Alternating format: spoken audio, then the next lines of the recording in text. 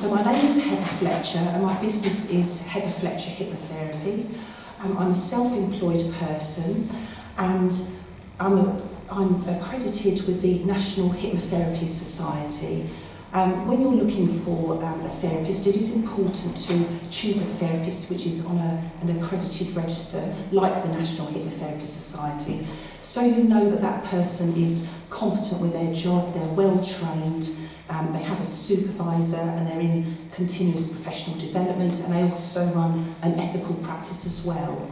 The National Hypnotherapy Society is also regulated by the Professional Standards Authority, and this is a government regulatory body that has been put in place to protect the general public. So, as you can imagine these days with Google and the open market to misuse on that one, as long as you choose a competent hypnotherapist and other therapists that are registered with such bodies, then you are safe. Right, so I trained with a company called Chrysalis in Norwich and graduated in 2017. The course was very, very good and I thoroughly enjoyed it. So I've been in practice now for almost 3 years and I've now got myself well and truly established. It's taken a couple of years to get established, but as far as I'm concerned, that's perfectly okay because you obviously gain more experience and you build on your knowledge and so on and so forth. So my client base is mainly adults. I also help children as well, but age range from as young as 8 to the oldest person I've helped was in her 90s. So there's a lovely broad range of people that I help from all walks of life. The reason why I became a hypnotherapist, about 5 years ago, I believe I had a calling to do this work, and I've done plenty of research and necessary training, and hand on my heart, I really do love this area of work that I do with a passion, and the proof is in the pudding with the success of helping clients with a lovely positive outcome too. Right, so moving on to point 3, practice information. I practice from Walpit Complementary, and obviously some of you know where that is at the moment, but it's less than 10 minutes to get to Walpit. It's a lovely place to work as a practitioner. There's a lovely team of wonderful therapists that have got expertise with a broad range of specialisms such as nutrition expertise, acupuncture, counselling, CBT, sports massage, ordinary massage, reflexology, just to name a few. So if you have a moment and you have an opportunity to have a look at their website, then please do feel free to do so. Other advantages regarding working at Walpit Complementary is easy access from the A14, plenty of free parking, and the rooms are lovely there too. My work fundamentally splits into 2. I first of all do an initial consultation, so that's an opportunity for somebody to come along and talk about their issues in a confidential, warm environment. So there's a very private, suitable room to carry that out. The subsequent hypnotherapy planned sessions, which are normally on a weekly basis, again, there are very comfortable, suitable rooms to carry that out. Some people prefer to lie down, other people prefer to sit up to receive their hypnotherapy. So regarding client base, I have a website which is Heather Fletcher Hypnotherapy. That is the usual way that people get in touch with me via the contact page on my website. So I might get an email, for example, "Hi Heather, I've been struggling with anxiety, insomnia, depression for so many years, can you help?" So then what I do is I ask that person for their phone number to have a very brief chat about their situation and their issue. If I think I'm not the right person to do that, then I will ask them to get in touch with their GP, or perhaps they need to be referred to another therapist. but 99% of the time I am able to help that person. We then, usually a few days later, have a planned appointment and an initial consultation, which is up to an hour and a half. And this is an ideal opportunity for somebody to come along and really offload about their issue. I then ask specific therapist questions in order to put a programme together for somebody. Typically, it does vary from person to person how many sessions of hypnotherapy a person needs. For stop smoking, it's an initial consultation plus one tailor-made session of hypnotherapy. Sometimes people just need a few sessions, 6 to 8, but I'm very, very flexible with that programme, so it very much depends on the person, what we're dealing with and how they respond to the hypnotherapy as well. I also, practice-wise, have a supervisor, and I'm in on continuous professional development too. And that's in order to keep my skills up to date and also to learn more. I very much like to do plenty of research, particularly when it comes to new issues that people are present me with. So there's lots that goes on behind the scenes, including reading and that sort of thing. Excuse me a moment. Right, okay, so if we move on to some frequently asked questions. What is hypnotherapy? So hypnotherapy is a natural state of mind. We experience hypnotherapy throughout the day very, very naturally when we're, for example, watching a television programme, when we're engrossed in reading a book, to give you some examples. It's a very natural, safe practice, nothing to fear, and it can be a wonderful, life-changing experience to have the hypnotherapy in the first place. It feels very much like deep relaxation. It can feel rather like a focus is implemented and put in place in order to be shown how to make those changes. But just to give you an example, if you can imagine the brain in front of you here at the moment, we have the conscious part, which is a very slim part of the brain, the conscious part being the here and now, but the main part of the brain is the subconscious part of the brain, and that's the part that I'm really interested in, and that's the part of the brain that I do a lot of work on. So when you hypnotise somebody, you bypass what's called the conscious critical faculty, and that's the part between the conscious part of the brain and the subconscious.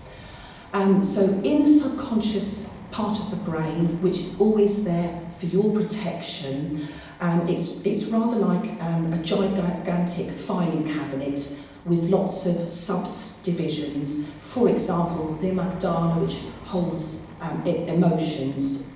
But also within the subconscious mind, we have all of our life experiences stored in there. So you have everything that you've learned. And if you think about, for those people that ride a bicycle or drive a car or have done, at some point you've had to learn that, but now because your subconscious mind has remembered how to drive a car or ride a bicycle, you don't have to get on a bike or sit in a car and think, right, what do I need to do? It automatically comes to you. And also within your subconscious mind you have memories, experiences, and that wonderful part where we have our automated system where we don't have to think about breathing or regulating our heartbeat or cell repair. So the subconscious mind has a lot of responsibility, but it is absolutely marvellous and wonderful the way you can work with that. Right, so how do you hypnotise a person? Just as a matter of interest, if you're willing to share this with me, has anybody in the room received hypnotherapy before? Right, okay, thank you. That's nice to know. And it works. So, oh, good, lovely. It usually does. Oh, well done. Yes, that's something I help people with as well. Excellent. It's very powerful, actually, isn't it, hypnotherapy? Unbelievable. Yeah, good. That's nice to. Thank you for sharing that with us. That's lovely. Good. So there are various techniques how you can put somebody into hypnosis. My style is to, first of all, when somebody comes along for a hypnotherapy session, to make sure that they're comfortable and ready to receive the hypnosis. Usually people lie on a couch because that way they feel ultra comfortable with pillows and blankets, and the ambience is nice in terms of using candles and colour schemes and that sort of thing. So what I do, first of all, is introduce a body scan, and this is just bring your awareness to how your body is currently feeling. I then add on to that a gradual, what's called a PMR, so we're taking different parts of the body and relaxing those parts of the body to a deeper level. On top of that, then use what's called a deepener, so I'm further deepening the feeling of superb relaxation. And then the work begins. Once the body is completely relaxed, the mind relaxes and becomes open to positive suggestion. So what I do is then use various techniques, and sometimes I use a tailor-made script for somebody, or if I'm using spiritual hypnosis, which is one of my specialisms, I particularly like implementing that. We then choose the right wording and deliver the right wording to that person in order to guide, direct and help a person. Sometimes somebody comes to me wanting direction, guidance and support, and sometimes other people are wanting help regarding managing anxiety. So wonderful things can happen during that hypnotherapy session. There then is a gradual reawakening and bringing somebody back up to full consciousness again. So it's all nice and steady and gradual. And then I have a chat with the person at the end to share their experiences, how they feel, and that sort of thing. So in between sessions, I ask clients to implement tasks in order to complement the hypnotherapy and also to get the client to action what they need to action in order to manage things or even to receive complete clearance. So moving on to what does it feel like?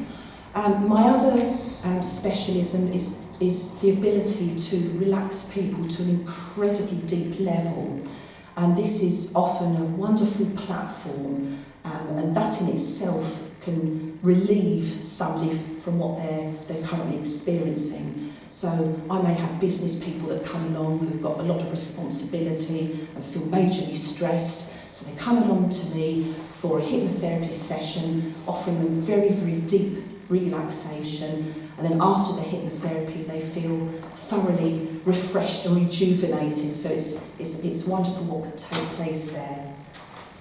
Is it safe? Yes, it is. It's 100% safe. Hypnosis is, as I've said before, a natural state of mind, and the person remains in control at all times. So I'm acting like a guide. Can you get stuck in hypnosis? This is quite an interesting question I get sometimes. Not at all. It's very safe, it's very natural, and you can't get stuck in hypnosis.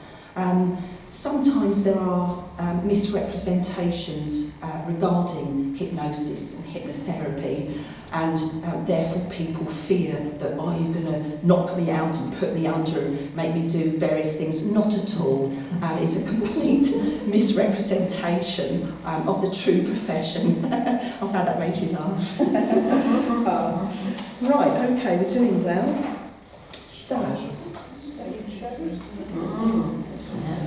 So I use various techniques during a hypnotherapy session. There's various strategies that work to help people to make the change.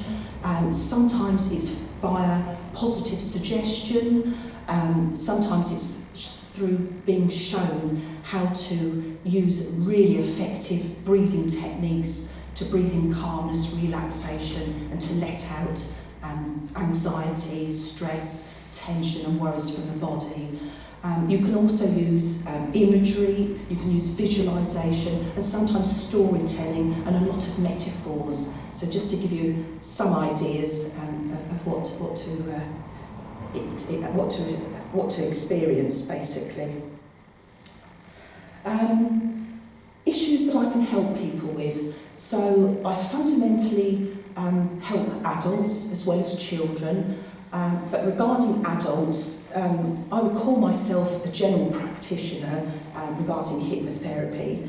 But I first of all help people with tinnitus relaxation, anxiety, stress, low confidence, low self-esteem, fears, phobias, stop smoking, anger management, personal matters, insomnia, weight management, nerves, whether these are wedding day nerves, presentation nerves, so nerves from any point of view.